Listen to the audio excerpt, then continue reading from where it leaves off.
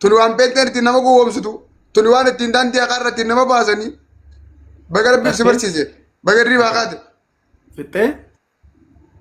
Sii gammadee dhugaa rabbii gaafaan fiidoo sana argu heddumaan gammadee wallaahi. Yaada qofaa miti.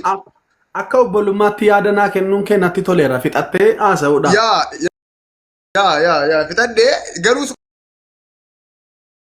qofaa fi miti beektaa akka gammadeef maaliif beektaa dhuga ba'umsi kan kee si qofaa miti fakkaattota warra akka keetii kan gowwoomfamanii dhaqanii fi fakkaattota akka keetii kan gowwoomfamanii dhaqu ta'aniif dhugaa tokko lafa keessee jechuudha abbaa gurra qabuu fi abbaa qalbii qabuuf ati amma deebitee waan san mormuu dandeessa kaa'uu dandeessa noo amantii sirriin kan jechuu dandeessa sun mirga keeti asirraa mormiin qabu garuu jechi ati kette sun serious interest in humanity world cup dhiira ta'e kan just like Muslim dhiirri naasaa nama just like Allah obboleessa and just like Islamic 100% tariqul haqqi ta'uusaa wannoo gootee jechuudha. Kanaaf hedduu si goone haasawaa saniif fayyaa argadhu. Era dhiira ta'e bannaati dhiirri nama dhaggeeffata. Obsa qabaam dhiirri maal taate ababa ni gammade bara dukkana keessa boo fa'itti hin gammade. Keessa nama baasaami obsa dhaban. Baqa dubbattee si dhaggeeffadhee bara akka dhiiraatti. Yaa deebii kun kana wala hedduu si gammade wallah. Haasaa dhiiraa haasoftee yaa dhiirri namaa gammachuu yaada namarratti kennuun waan baay'ee bareedaadha galatoomi ulfaadhu garuu an kanan jedhee an pheenxeenna sobe hin jenne raajii akka sheekiitti sobu tokko raajii sobduu tokko argeetan maqaa yesuusiin hin sobamu maqaa wangeelaatiin hin sobamu maa sobdani sobni hin bareedu mana isa kana maa akka sheekii sobdaa jedhee raajii tokko duran dhaabbadhe malee akkati amma jettetti namni abbaa qabeenyaan si godha jedhee na waame sin jiru silumayyuu an namni na waame jiru ofii nama amane keessaa isa tokko dhaanii garuu nama maqaa wangeelaatiin nagadu tokko argeetan isa dura dhaabadhe malee wanti ati jettu soba dhugaarraa fagoodha obboleessa koo amma hoosiiftaa. Rakkina qabu bara an sitti himeen jira awwal kiyya ilaa ani jalqaballee sitti himeen jira maaliin sitti hime wanta dheengadde gette saniif aggaammin doorsifni sodaachifni humnaanis haa ta'u. Niitoorkiin na qabee jiraana. Sin qabne niitoorkiin koppiliingiin kadhatanii dhaggeeffadhu. Ilaa waan dheengadde gette saniif ammaree fuudhee biyya koppiliingiin godha faamilii dhugaa dhagaan jiran. Aboo dhaga'u jirta kiyya dhaljiina dhaggeeffadhu dhaga'u jirta sobinni. Amma si doorsisanii amma hawaasni qabalanii jecha dheengadde gette sanitti akka ati gaabbitu si godhuu danda'u beektaa garattiin. Jarattiin namaa ma jiraatu ani hin beeku. Riikardichi jira bar. Riikardichi jira. Wangeelaan hin sobamu maqaa yesuusiin hin sobamu maaliif na sobdani jedhee nama tokko hin gaafadhee bar. Abu Muazin ati bar maqaa yesuusiin sobdee jirta ati maqaan kan kee ati maqaan kan kee raajii sobduudha bar ati mataan kee sobdee jirta bar sitti moo guyyaa sobdee. Takkaa raajee. Wallaahi sobdee jirta. Dhaggeeffadhu. Kummaasi ganaa gara fuulduraatti. Ati mataan kan kee guyyaa sobdee si maana dhaggeeffadhu kaa akka ati raajii sobduu taate ati mataan kee. Wangeelli akka quraanaa miti soba na eeyyamu kanaafan dura dhaabadhe. Ani waa'ee wangeelaa isaan jiru dhiifama naa godhi. Ani waa'ee wangeelaa isaan jiru wangeelaan hin sobamu hin jedhame. Wangeelaan hin sobamu. Dhimma wangeelaa nan galchuudhaa taa'ii ani wangeelaan beeku. Ani wangeelaan beeku ani yesuus hin beeku dhaggeeffadhu. Sobdan hin jedheen. Okuta kana dhaggeeffadhu. Ani wangeelaas hin beeku yesuus illee hin beeku sanarraa taa'ii dhimma irraa hin qabu. Dhugaa qofa jira. Biroo dhaggeeffadhu takka. Akka quraanaa. Biroo dhaggeeffadhu sobaa. Waan asitti haasa'u dhaggeeffadhu. Sobaa jechuun hin jiru. Ati mataan kan kee sobduudhaan ati laal. Dhaggeeffadhu ati paastaroota sobduu gala waan ooltuuf ati sobduu yoo sobde ni beektaa deemata bannaan gettee xayyaaraan kakattee ati maqaa yesuusiin kakattee banne dongoro yoo man bade paastariin si balleessite bara paastariin sobduun si balleessite bara kijibtuu si goote bara waa dheegattuu si goote bara wallaahi dheegattuu sobdee xayyaaraan kakattee kutte jechumaan. Sobde dhugaan sobda hin xabanne dhugaa gooftaan sobda. Xayyaara tokko ni taphata amma xayyaara ni taphata amma geema. Xiyyaara ni taphattaayi. Ani si xayyaara. Adabbiidhaan malee hin taphadhu. Faara. Sodaattu. Best of three lama adabbiidhaan best of three dhuma ammoo xiyyaaraan. Yeroo takka sodaattu jaa hundi keessan warra sodaadha.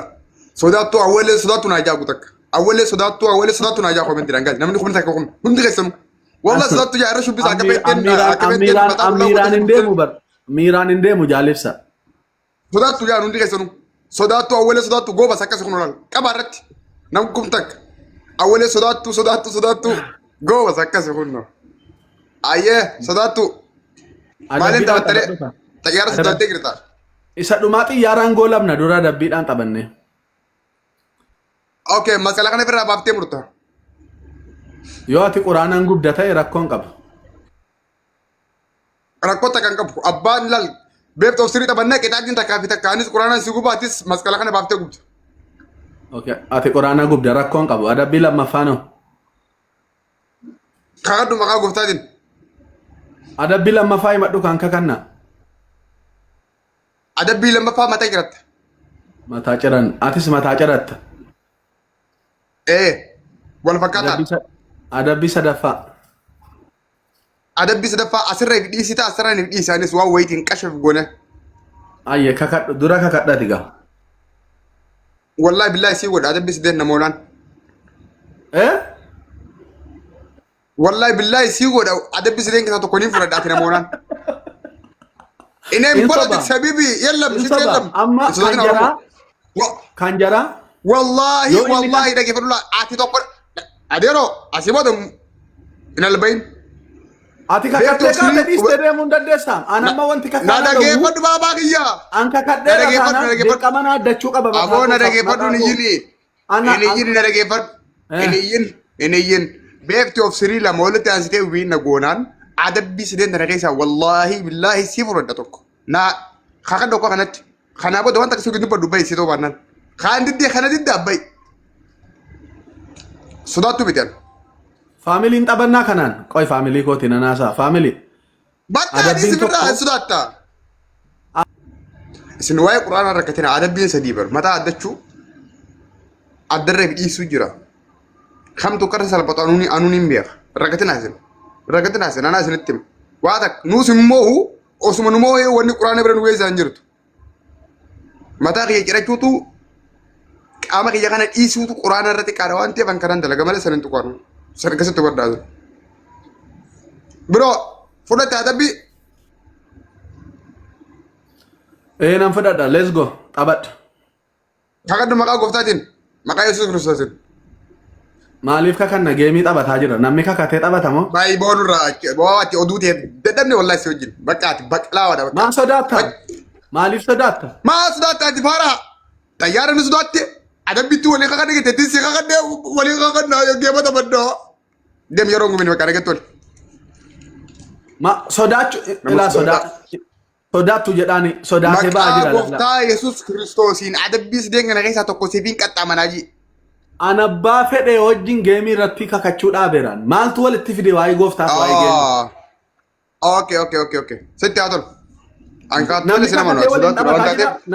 Namni kakatee waliin taphataa jira argasii. Baay'ee wayii angeeman taphadhu na beeytaame.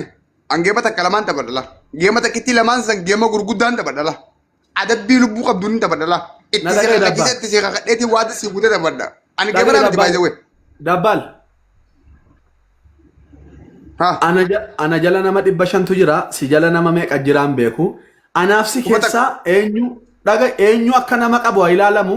Tapha kabajaa taphadhu mee naa wajjin tapha tokko. Adabbii kiyya kun haasawaa miti. Adabbii kiyya kana fudhatu. Ana kanatti nama geemii akkanatti hin beeka. Share copy link godhaa guys. Sun geemii ati teessee ijoollee biraa wajjin dhibbaa fi wiinii faan taphattu sun geemaa miti ani sanin taphadhu. Ani geema akkasiin taphadhu. Ayyee shaawaraan taphadhu. Ani geema. Bishaan qabbana jala Ani geema akka dhaggeeffadhu gaasitti nima. Ani geema akka waancaa addunyaatti akka Kiristaanoo Roonaaldoo fi Meesitti uummanni keenya dadhabbii fi cinqii takka malee raasaa eeggachaa eenyu kamuu hawwiin ta'ee eeguun taphadha malee geema taaf godha 100 abbaa wiinii godhee yaada bajaaniituma geema akkasiin taphadhu lakkan. In just like in power and politics game. In famous habibi. Dhugaa sin nyaara. Nama majabaa nama giftara baay'ee qaba sinitti fakkaatu yeroo kana. Wallahi lazim giftarri kiyya rabbi. Giftarri kiyya rabbi. Giftarri kiyya rabbi. Giftarri kiyya Allaadha. Obboleesso. In taphatta giftarri kiyya Allaadha. Giftarri kiyya Allaadha. Push gochuu. Allahan ammoo uumaadha. Allahan uumamtoota qaba. Uumamtoota isaa san biraa qabeenya qaba. Samtuun fee nagaa. Anuma taraa geemii dhufe giiftii kennuun barbaadu obboleesso. Kanaafan baqadhee bayan. Siifa kennu xabadhu kan laalla. Kakadhu ayya. Maalin kakadhaa? Adabbii akka fudhattu. Adabbii nan fudhadha. Yaame. Garta. Adabbii nan fudhadha. Garuu adabbii ammaa keessaa baas.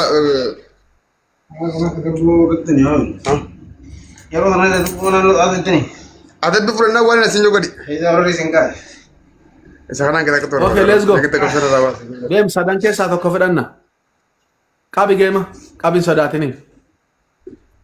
Tap guys. Wayne winii kudha sadii qabnaayi. Tap godhaa hundi keessan. Let's go family. Tapha tokko moo Tap hundi keessan namni dhibba saddeet kan jirtan kun tap ani ishee gisee hullu. Taapiidhaan akka nuti qabne okay? Family sadiin baay'isa sitti ol gargaara. Waa xixiqqoo darbadhaame yoo jiraattan let's go. Sadiin baay'isa family asitti. Asitti bakki nuti galaafannu. Wal gargaara asitti sadiin baay'isa family hundayyuu. Triple jedhama laamma kun. Sadiin baay'isa family. Triple guys. Warri waa keessan qabnu taabii amma geemiin dhumutti. Taabiin nama tokko qabxii sadii waan lakkaa'u family. Tap.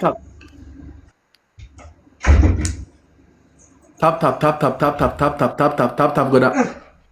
Dubbadhu kaa dabbal waa tokko namni jala hin jiru argitanii.